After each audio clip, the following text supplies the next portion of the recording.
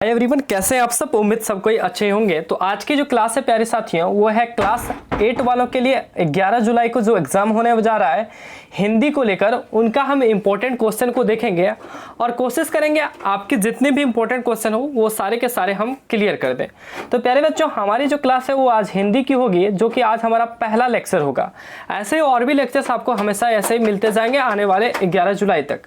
तो प्यारे साथियों, पहले स्टार्ट करने से पहले वीडियो को मैं बता दूं कि आपके कितनी क्लास हिंदी में ली जाएगी, कैसे कैसे हमारी क्लासेस होंगी। तो उम्मीद है जहां तक हमने एक डाटा बेसिस तैयार किया, आपकी जो क्लास होगी वो हिंदी की 7 से 8 क्लास होगी, यानी कि 7 से 8 वीडियोस अपलोड होगी। प्रत्येक वीडियोस का जो ड्यूरेशन होगा, मतलब कि टाइम होगी, मैक्सिमम 30 मिनट की होगी और मिनिमम 25 से 20 मिनट की होती है। तो प्यारे बच्चों, इस हिसाब से आप मान सकते हैं कि आपकी जो क्लास होगी वो 3.5 घंटे से लेकर 3.5 घंटे से लेकर 4 घंटे तक की क्लासेस होगी, यानी कि 3.5 से 4 घंटे का वीडियोस अपलोड किया जाएगा आधे आधे घंटे कर को। सबसे पहले आपके बुक की होगी जी, बुक का जो आपका क्वेश्चन दिया गया तो उस बुक से जो क्वेश्चन पूछा जाएगा उनको हम 2 क्लास लेंगे, यानी कि 2 क्लास में आपका बुक क्लियर हो जाएगा। ये हमारा पहला क्लास होगा बुक को लेकर। बाकी जो दूसरा जो हमारा होगा वो होगा पैसेज का जी। पैसेज में भी आपके 2 क्लास लगेंगे, क्योंकि आपके इसमें 2 तरह के पैसेज पूछे जाएंगे, तो उसमें भी 2 क्लासेस लगेंगे, यानी कि 2 वीडियोस अपलोड होगी।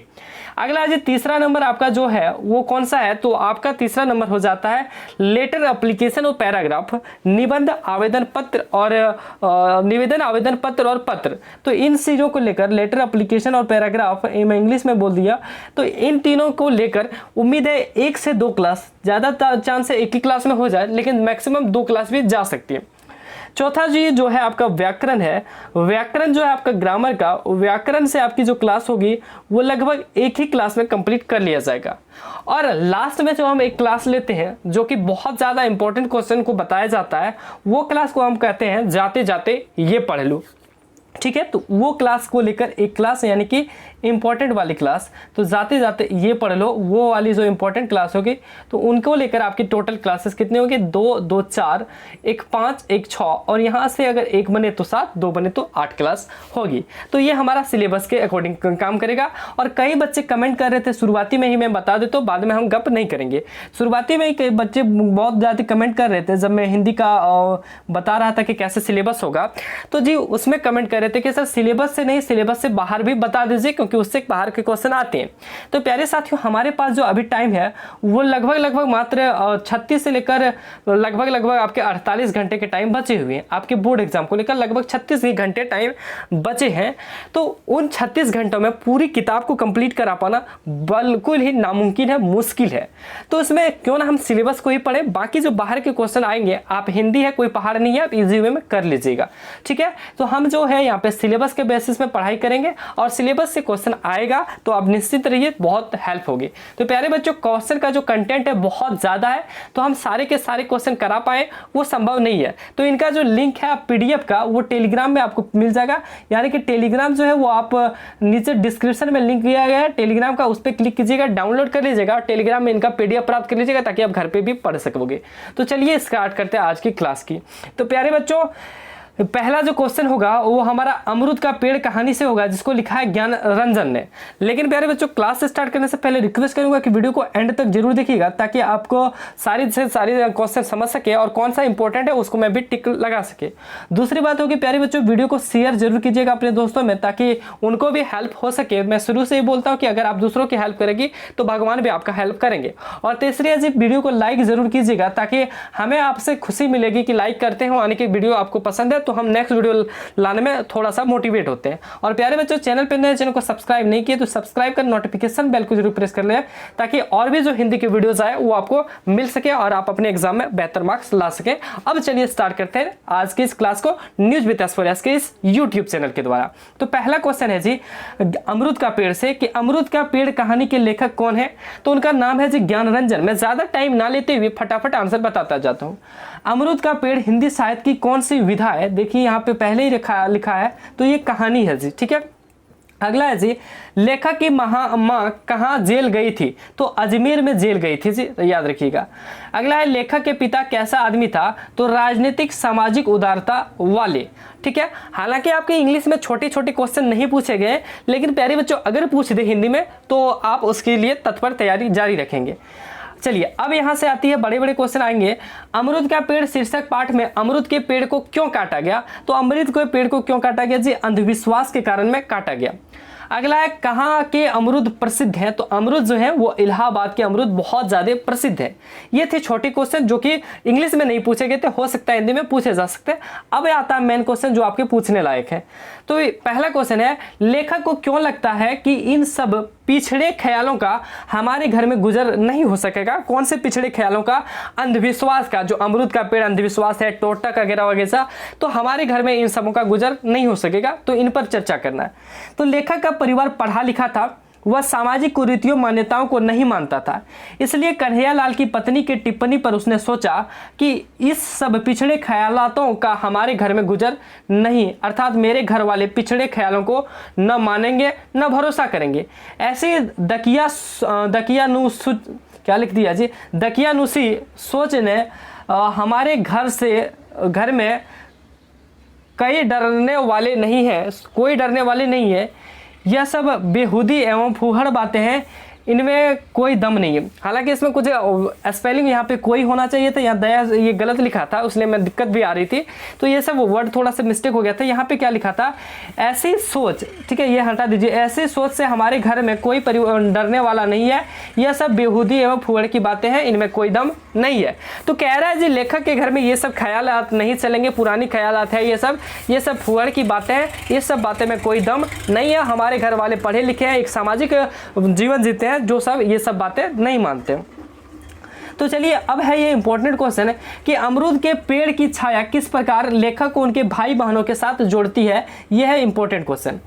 तो प्यारे बच्चों, अमरूद के पेड़ की छाया में बेंत की कुर्सियों पर बैठकर लेखक और उसका 3-4 भाई बहनों ने अपनी उम्र में फर्क को भूल दोस्ताना हरकत में बदल दिया। बेंत कहते हैं जी बांस के जो फाड़ दिए जाते हैं बीच में, उसको बेंत कहते हैं। तो बताया जा रहा है कि अमरूद के पेड़ की छाया में बेंत की कुर्सी बनाकर उस पर बैठकर लेखक और उसके 3-4 भाई बहनों ने अपने उम्र के फर्क को भुलाकर दोस्ताना हरकत में बदल दिया। वहां बैठकर प्राय नए नए विषयों को कुरेद कर, कभी ताप उग्रता के वशीभूत होकर भी बातचीत उनके बीच मनोरंजन का अंग होते जा रहा था। अतः अमरूद का पेड़ भाइयों के बीच एकता का भाव पिरो रहा था।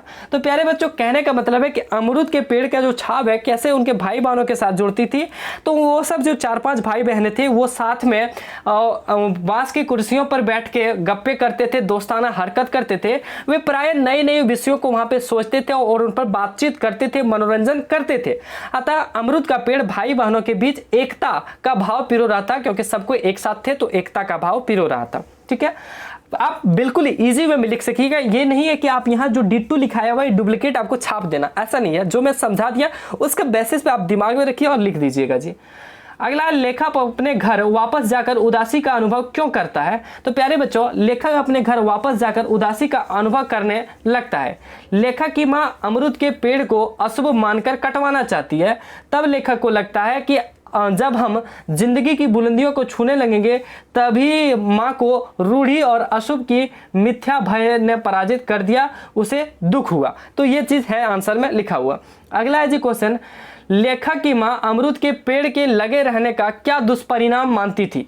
तो लेखक की मां अमरूद के पेड़ के लगे रहने का अपशगुन का कारण अपने दिल में यह ठान बैठी थी कि बड़ी बहू की अलगाव भावना, सबसे छोटे का निठल्लापन, खुद उनकी बीमारी और लोगों का धूधू से बिखर जाना कुछ नहीं बल्कि बहुत दिनों तक दरवाजे पर उसी अमरूद पेड़ लगे रहने का दुष्परिणाम है। तो कह रहा है उनकी जो बड़ी बहू है, ठीक है, उनका उनसे अलग हो जाना, सबसे छोटे जो बेटे हैं उनका निठल्लापन, उनकी जो खुद की बीमारी है और लोगों के जो धूध हकेरे हैं, मतलब कि लोग उनको मतलब नहीं कहते, एक देहाती भाषा में बोलते हैं कि उनको इज्जत नहीं देता है, दूधिया देते हैं। तो वे सब चीज़ें जो है कहीं ना कहीं उस अमरूद के पेड़ का ही दुष्परिणाम मानते थे, एक अपशगुन मानते थे। ठीक है, अगला, लेखक को मिद्दू का क्षोभ क्यों अच्छा लगा?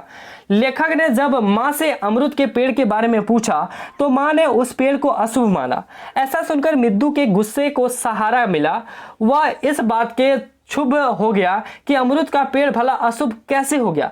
लेखक को यह अच्छा लगा कि हमारी आने वाली पीढ़ी इस तरह की दकियानुसी बातों पर विश्वास करेगी ही नहीं। तो बता रहा है कि लेखक को मिद्दू का क्षोभ अच्छा क्यों लगा जी।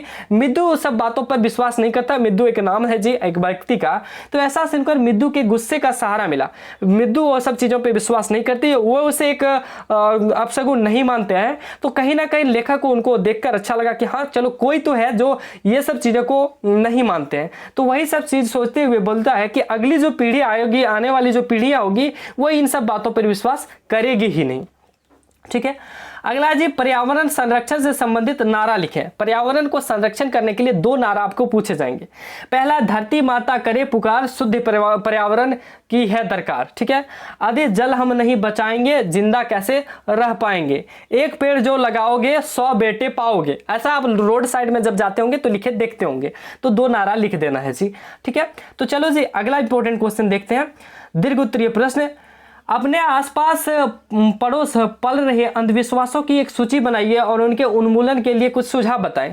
आपके आसपास कोई भी तो अंधविश्वास होते होंगे जी, जैसे भूत प्रेत, टोक, डायन प्रथा, झाड़ फूंक, ये सब अंधविश्वास हैं। इन पर एक सूची बनाना और इनके उन्मूलन का सुझाव देना कि कैसे इसे खत्म किया जा सकता है। तो हमारे आस पड़ोस में डायन प्रथा, झाड़ फूंक, टोना टोटका और क्या जी टोना टोटका प्रथा जैसे अंधविश्वास घर कर गए हैं। इनका उन्मूलन हेतु कुछ सुझाव इस प्रकार है। झारखंड में डायन प्रथा अधिनियम 2001 से प्रभावी है, इसे सख्ती से लागू करने पर इन पर नियंत्रण संभव है। दूसरा है, डायन एक कुप्रथा है, अंधविश्वास है, इस पर सामाजिक जागरूकता फैलाकर नियंत्रण संभव है। और तीसरा है जी, झाड़ फूंक के बारे में भी सामाजिक चेतना फैलाना जरूरी है। ठीक है, ये थे जी पहले चैप्टर के क्वेश्चन जो कि बहुत ज्यादा इंपॉर्टेंट है। अगला है जी, बस की यात्रा। क्या है? बस की यात्रा, नाम कट गया है, जो है हास व्यंग्य। ठीक है, हास व्यंग्य है और इनको लिखा है हरिशंकर परसाई ने। तो चलो जी पहला क्वेश्चन देखते हैं कि बस की यात्रा पाठ के रचनाकार कौन है? तो हरिशंकर परसाई। बस की यात्रा शीर्षक पाठ कैसी रचना है? तो हास्य व्यंग्यात्मक। हास्य व्यंग्यात्मक रचना की श्रेणी में कौन सा पाठ है? तो बस यात्रा। यातायात की दुर्व्यवस्था किस पाठ की विषय है? तो बस की यात्रा। ठीक है, अगला है, लेखक कहाँ जा रहा था? तो लेखक जो जी कहाँ जा रहे थे? वो पन्ना। हरिशंकर परसाई जो बस से जा रहे थे वो पन्ना जा रहे थे। कितने मित्र बस में यात्रा कर रहे थे? तो लेखक के 5 मित्र। लेखक को लोगों ने शाम वाली बस से सफर न करने की सलाह क्यों दी? क्योंकि बस की दशा जर्जर थी। आप देखे होंगे ना जी, बस बहुत चलते ना, बहुत दशा उनकी क्या रहती, खराब रहती है। बस क्यों रुक गई है? तो टंकी में छेद होने के कारण रास्ते में ही बस रुक गई थी। अगला है जी, बस को कंपनी के हिस्सेदार कैसा बता रहे थे? फर्स्ट क्लास की बस है। ठीक है, जो कंपनी के हिस्सेदार थे वो टूटी फूटी बस को बोल रहे थे जी फर्स्ट क्लास के बस है। अगला है, बस का प्रत्येक हिस्सा एक दूसरे के साथ क्या कर रहा था? असहयोग कर रहा था, मतलब जी सहयोग नहीं कर पा रहा था क्योंकि बहुत पुरानी बस थी। क्या आप कहानी पढ़े होंगे तो आपको बिल्कुल समझ में आ रहा होगा। बस के चलने पर लेखक खिड़की से दूर क्यों सरक गए? तो कांच के बचने के लिए, कांच से बचने के लिए, कांच जो है टूट चुका था, कभी भी लग सकता था। अगला है, लेखक ने वक्त पर पन्ना पहुंचने की उम्मीद क्यों छोड़ दी थी? क्योंकि बस बहुत धीरे धीरे चल रही थी। अब आते हैं जी लघु उत्तरीय प्रश्न। लेखक ने उस बस कंपनी के हिस्सेदार की तरफ श्रद्धा भाव से क्यों देखा? तो चलिए, श्रद्धा भाव से लेखक ने बस कंपनी के हिस्सेदार की तरफ क्यों देखा? तो लिखा गया, जब बस पुल पुलिया के ऊपर पहुंची तब उसका एक टायर पंचर हो गया। तब लेखक ने हिस्सेदार की तरफ श्रद्धा भाव से देखा कि अपनी बस की स्थिति जानते हुए भी वे बस से सफर कर रहे हैं। उन्होंने उनके साहस और बलिदान की भावना को श्रद्धा भाव से देखा। जो बस के जो हिस्सेदार थे जी, उनको इसलिए श्रद्धा भाव से देखा क्योंकि जब बस पुलिया पर पहुंची तब क्या हुआ, बस का टायर पंक्चर हो गया और वे सोच रहे थे कि जब बस के हिस्सेदार होकर भी, बस का कहीं ना कहीं एक तरफ से मालिक होकर भी वे जब इस बस में सफर कर रहे हैं तो हम क्यों ना करें। उसका इस साहस और बलिदान ही उनका श्रद्धा का भाव था। अगला है जी, लेखक को लोगों ने शाम वाली बस से सफर करने पर क्यों सलाह दी थी? नहीं सलाह दी थी, ऊपर में भी आप पढ़ लिए थे, आप उसके आधार पर भी आंसर लिख सकते थे। मैं बता देता हूं कि लेखक को लोगों ने शाम वाली बस से सफर न करने की सलाह दी। उन्होंने कहा, समझदार लोग शाम वाली बस से सफर इसलिए नहीं करते ताकि रास्ते में कहीं बस खराब न हो जाए और पूरी रात बर्बाद हो जाए, अर्थात बस डाकिन है। ठीक है, अगला है जी, लेखक को ऐसा क्यों लगा कि सारी बस ही इंजन है और वह इंजन के भीतर बैठा है। ठीक है, जब ड्राइवर ने इंजन स्टार्ट किया तो सारी बस हड़ हड़ करने लगी। ठीक है, उसे ऐसा लगा कि वह बस में नहीं बल्कि इंजन के भीतर बैठा है। अगला है जी, लेखक को तब हैरानी क्यों हुई जब कंपनी के हिस्सेदार ने बताया कि बस अभी भी अपने आप चलेगी। लेखक ने जब बस के बारे में जानकारी ली कि क्या यह बस चलती भी है, तब हिस्सेदार ने बताया चलती क्यों नहीं है जी, अभी चलेगी, अपने आप चलेगी। अब लेखक की हैरानी हुई, क्या बस अपने आप चलती है जी? ऐसा कैसे हो सकता है कि बस अपने आप चलेगी? अभी तो अमेरिका ने ऐसा लॉन्च किया है कि कार चलती है, हालांकि बस नहीं लॉन्च किया है, वो अपने आप नहीं, उसे कंप्यूटर द्वारा चलाया जाता है। अगला जी, लेखक हर पेड़ को अपना दुश्मन क्यों समझ रहा था? लेखक को डर लग रहा था कि यह बस किसी पेड़ में टकरा ना जाए, इसलिए वह हर पेड़ को दुश्मन समझ रहा था जो दुर्घटना में जान ही ले लेगा। तो बिल्कुल इजी सा क्वेश्चन है जी, एक बार पढ़ लेने पर आपको याद रह ही जाएगा। अगला, सविनय अवज्ञा के बारे में पता लगाइए, इनको आप खुद से पढ़ लीजिएगा, ये पीडीएफ आपको टेलीग्राम में मिल जाएगा। अगला है जी, क्या पुराने वाहनों को सड़कों पर चलाना उचित है? पुराने वाहन वातावरण को किस प्रकार नुकसान पहुंचाते हैं?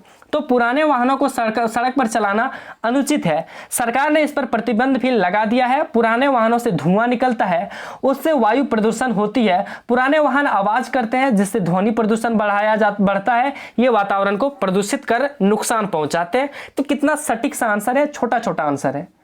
अगला जी, यदि बस बोल सकती तो वह अपनी बुरी हालात और भारी बोझ के कष्ट को किन शब्दों में व्यक्त करती? लिखिए। मान लिया जाए कह रहा है कि यदि बस बोलती, जो बस में लेखक सफर कर रहे थे वो बोल रहे हैं कि अगर बस बोल सकती थी तो वो अपने दुखों को किस प्रकार व्यक्त करती, क्या बोल के व्यक्त करती? तो बस चीख चीख कर कहती, मेरी बॉडी बनवाओ, खिड़की में शीशे डलवाओ, इंजन की सर्विसिंग करा दो, सवारी इतनी ठूस ठूस के ना बिठाओ, टायरों को नया लगवा दो यादी। अगर जी पूरी चीजें बस की खराब ही रखी थी तो क्या बोलता, यही सब चीजें बोलने को रह जाता।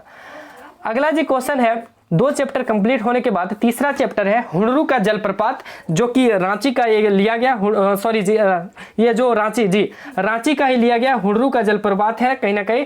तो इस पे जी प्यारे बच्चों पूछा गया कि कौन सा ये है, तो ये आत्रा स्मरण से है और इसे लिखा है कामता प्रसाद सिंह, जिसे काम भी कहा जाता है। तो हुडरू जलप्रपात पाठ के लेखक कौन है जी? कामता प्रसाद सिंह, जिसे काम भी कहा जाता है, कामता प्रसाद सिंह, इसमें काम भी लिखना है। हुडरू जलप्रपात किस प्रकार की रचना है? तो यात्रा संस्मरण रचना है। ठीक है, अगला क्वेश्चन है कि रांची में कौन सी सड़क हुडरू जाती है? तो पुरुलिया वाली सड़क रांची में हुडरू जाती है, याद रखिएगा। रांची में हुडरू कितनी दूर है? रांची में 27 मील दूर है हुडरू, माने कि कितनी दूर तक फैली? तो 27 मील। अगला है, साध्य की पवित्रता एवं महत्ता तभी है जब उसका साधन भी महान हो, किसने कहा है? तो महात्मा गांधी ने। हुडरू का जलप्रपात किस नदी पर है जी? तो स्वर्ण रेखा नदी पर है। ठीक है, याद रखिएगा। हुडरू जलप्रपात की ऊंचाई कितनी है? 243 फीट, यानी कि 243 फीट। याद रखिएगा, हुडरू का जो जलप्रपात है उसकी ऊंचाई कितनी है? 243 फीट। अगला है जी, झारखंड की राजधानी रांची से हुडरू जलप्रपात की दूरी कितनी है? तो 27 मील। ठीक है, कितनी जी? 27 मील, और ऊपर दे रखा है जी 27 मील। ठीक है, अगला है जी, अगला क्वेश्चन है प्यारे साथियों, अरे थोड़ा नीचे हो गया, एक सेकेंड। अगला क्वेश्चन है कि झारखंड की राजधानी हुडरू के प्रपात की तुलना किससे की गई है? तो सहस्त्रनाग के फन से। ठीक है, सहस्त्रनाग के फन से। अगला है, झारखंड राज्य की स्थापना कब हुई? तो 15 नवंबर 2000 को। कौन स्वर्ण रेखा का एक छोटा टुकड़ा है या फिर कौन स्वर्ण का एक टुकड़ा है? तो छोटा नागपुर, याद रखिएगा। चलिए अब आता है आपका लॉन्ग टाइप क्वेश्चन, छोटा छोटा वाला, ज्यादा बड़ा नहीं लेकिन छोटा ही है। अगला जी, छोटा नागपुर स्वर्ग का एक टुकड़ा है, कैसे? देखिए जी यहाँ पे क्या लिखा है, स्वर्ण लिख दिया ना, यहाँ पे स्वर्ग का एक टुकड़ा हो ये लिखना था। तो छोटा नागपुर एक स्वर्ग का टुकड़ा है, कैसे? तो छोटा नागपुर आकर्षक, मनमोहक और आनंददायक स्थान है। वहां स्वर्ग की तरह हर तरफ सुंदरता व शांति बिखरी पड़ी है। विभिन्न पक्षियों के कलरव, खेतों की हरियाली से यहाँ का वातावरण रोचक बन जाता है। अतः छोटा नागपुर स्वर्ग का टुकड़ा है। तो प्यारे बच्चों, ये था छोटा नागपुर का स्वर्ग का टुकड़ा क्यों है। तो छोटा नागपुर में बहुत ज्यादा आकर्षक, मनमोहक और आनंददायक स्थान है। वहाँ स्वर्ग की तरह हर तरफ सुंदरता है, शांति बिखरी पड़ी है, पक्षियों के कलरव, खेतों की हरियाली, वातावरण सब कुछ रोचक है, इसलिए छोटा नागपुर का एक स्वर्ग का टुकड़ा कहा गया। तो चलिए अगले प्रश्न की ओर बढ़ते हैं, लेकिन उससे पहले प्यारे बच्चों एक बार आप सबों से रिक्वेस्ट होगा कि चैनल पे नए, चैनल को सब्सक्राइब नहीं किया हो तो प्लीज चैनल को सब्सक्राइब कर नोटिफिकेशन बेल को जरूर प्रेस कर ले प्यारे बच्चों, क्योंकि हमें डर लगा रहता है कि अगर आप नेक्स्ट वीडियो नहीं देखेंगे तो आपको लगेगा कि हमारा बोर्ड एग्जाम अच्छा नहीं गया। तो प्लीज चैनल को सब्सक्राइब करें, नोटिफिकेशन बेल को जरूर प्रेस करें ताकि आने वाली वीडियोस की नोटिफिकेशन आपको मिल सके। तो अगला क्वेश्चन है वीवीआई क्वेश्चन है, हुंडरू जलप्रपात की विशेषता लिखिए। जो भी क्वेश्चन में टिक लगा हुआ है या फिर वीवीआई लिखा हुआ है वो सारे के सारे क्वेश्चन इंपॉर्टेंट है, ठीक है जी। तो हुंडरू जलप्रपात की क्या विशेषता है? हुंडरू का जलप्रपात स्थल की शोभा देवलोक जैसी है, मतलब भगवान जहां रहते हैं देवलोक वैसे है। 243 फीट ऊंची जगह से गिरता यह प्रपात पहाड़ों को चीरता पत्थर पर जिस समय गिरता है उसका स्वरूप अत्यंत आकर्षक दिखता है। पानी गिरकर 20 फीट ऊपर उछलता है। प्रपात से आगे का दृश्य और भी अधिक मोहक है, उससे आगे भी ऊंचे ऊंचे प्रपात हैं, लेकिन वहां तक पहुंचना कठिन है। प्यारे बच्चों कौन कौन से ऐसे स्टूडेंट हैं जो रांची डिस्ट्रिक्ट से बिलोंग करते हैं और खासकर वहां पे हुंडरू जलप्रपात देखने को गए हैं, वो जरूर एक बार कमेंट सेक्शन में अपना कमेंट कीजिएगा। अगला है जी, तो कैसे क्या उनका विशेषता है? तो बहुत ही विशेषता है कि वहां शोभा जो है देवलोक जैसी है। 243 फीट ऊपर जो जब जल गिरता है तो वहां पर लगता है चीरता हुआ पत्थर जैसा कि दिखता है और अत्यंत आकर्षक दिखता है। पानी गिर कर 20 फीट ऊंचा हो जाता है। प्रपात से आगे का दृश्य बहुत ही मोहक होता है, मतलब कि आप एक झरना को देखते हैं ना, उसके देखने के बाद आपको कैसा फील होता है कि बहुत अच्छा देखने में लगता है। क्यों अच्छा देखने को लगता है वो सब चीजें लिख देना है। अगला है पाठ में एक दृश्य का वर्णन दो तरह से किया गया है, ठीक है। तो हुंडरू का पानी कहीं सांप की तरह चक्कर काटता है और कहीं हिरन की तरह छलांग भरता है, ठीक है, और कहीं बाघ की तरह गरजता हुआ नीचे गिरता है। और दूसरा है हुंडरू का पानी चक्कर काटकर छलांग भरता हुआ नीचे गिरता है। इसमें किसे कौन सा वर्णन आपको अच्छा लगता है और क्यों? बोला गया जी, पहला वर्णन में बोला गया कि हुंडरू का जो पानी है कहीं सांप की तरह टक्कर काटता है तो कहीं हिरन की तरह छलांग लगाता है, कहीं तो बाघ की तरह गरजता हुआ नीचे गिरता है। और दूसरा बोला गया कि हुंडरू का पानी चक्कर काटकर छलांग भरता हुआ नीचे गिरता है। तो कौन सा कथन आपको या कौन सा वर्णन अच्छा लगता है? तो दोनों कथनों में मुझे प्रथम कथन का तरीका अच्छा लगता है, क्योंकि प्रथम कथन में विशेष से विशेषण दोनों प्रकार का प्रयोग हुआ है, यानी कि संज्ञा और विशेषण दोनों प्रकार का प्रयोग हुआ है, जबकि दूसरे कथन में विशेषण मात्र का प्रयोग हुआ है। प्रथम कथन अलंकार पूर्ण है, इसमें उपमा अलंकार का समावेश किया गया, जैसे सांप की तरह चक्कर काटता, हिरन की तरह छलांग लगाता। तो ये सब चीजें आपको लिखनी है। अगर आपको उपमा अलंकार ये सब चीज याद नहीं रहे तो आप लिखिएगा। ऊपर की कथन अच्छी लगी क्योंकि उसमें बहुत तरीके से बताया गया, जैसे कि बाघ का गरजना, ये सब चीजें आपको लिख देने हैं। अगला है जी, लेखक ने पाठ में किस किन्वंती, ठीक है, किन्वंती की बात की है और क्या सलाह दी? तो ये क्वेश्चन जी आप खुद पढ़ लीजिएगा, क्योंकि ये क्वेश्चन थोड़ा सा कम इंपॉर्टेंट है, लेकिन पढ़ जरूर लीजिएगा एक बार। अगला क्वेश्चन है, एक और पृथ्वी अपने कोष को उगल रही है तो कोयला बनकर लोगों के घरों में सोना लग रहा है। भाव स्पष्ट करें। भाव यह है कि धरती अपने कोष से कोयला दे रही है, जिसका उपयोग हम ईंधन के रूप में करते हैं, जिससे हमारा भोजन बनता है, अर्थात जीवन चलता है। जीवन में ऊर्जा की महत्ता सर्वविदित है और यह ऊर्जा भी धरती की कोख से निकलती है, वो अपने निवासियों की इतनी देखभाल करती है। तो पूछा गया था कि एक और पृथ्वी अपने कोख से या कोष को उगल रही है तो वह कोयला बनकर लोगों के घर में सोना ला रहा है। तो ये सब चीजें को आप लिख देना है। अगला है जी, छोटा नागपुर के बारे में आप क्या जानते हैं? झारखंड से इसका क्या संबंध है? हालांकि आप इसका ये क्वेश्चन 2 नंबर में पूछा जाएगा। तो छोटा नागपुर रांची से 37 मील की दूर पर है, जो कि 27 था ऊपर में, 27 ही होनी चाहिए। एग्जैक्ट वैल्यू आप गूगल में देख लीजिएगा। यहाँ हुंडरू का प्रसिद्ध जलप्रपात है। यह झारखंड का एक सुंदर मनमोहक स्थल है जो रांची जिले का एक भाग है। 27 ही होनी चाहिए जी, ठीक है। तो झारखंड छोटा नागपुर रांची से 27 मील की दूरी पर है। यहाँ जो हुंडरू का प्रसिद्ध जलप्रपात है, यह झारखंड का सुंदर मनमोहक स्थल है जो रांची से जिले का एक भाग है। अगला है जी, इस छोटा नागपुर में दर्शनीय झरने, यहाँ लेखक किन झरनों की बात कर रहे हैं? तो यहाँ लेखक हुंडरू के झरने और उसके ऊपर के झरनों की बात कर रहे हैं। तो दी प्यारे बच्चों, ये थे आपके 3 चैप्टर। बाकी के आपके 3 चैप्टर रह गए, जिनके वीडियो हम अगले क्लास में करेंगे। अगले वीडियो में के माध्यम से उनके क्वेश्चन आंसर को देखेंगे।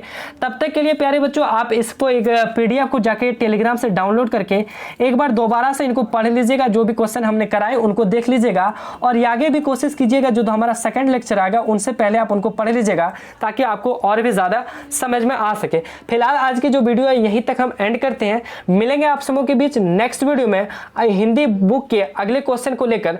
तब तक के लिए प्यारे साथियों बने रहिए हमारे साथ। चैनल पर नए, चैनल को सब्सक्राइब नहीं किए तो सब्सक्राइब कर नोटिफिकेशन बेल को जरूर प्रेस कर लें ताकि जैसे वीडियो अपलोड होती है आपको उनका नोटिफिकेशन मिल सके। साथ ही प्यारे बच्चों वीडियो अच्छी लगेगी तो लाइक कर दोस्तों में जरूर शेयर करें और प्यारे बच्चों एक बार मैं और भी बोल देता हूं कि नोटिफिकेशन बेल को प्रेस जरूर कर लें। तब तक के लिए आप सभी को मिलेंगे नेक्स्ट वीडियो में, तब तक के लिए सभी को ऑल द बेस्ट।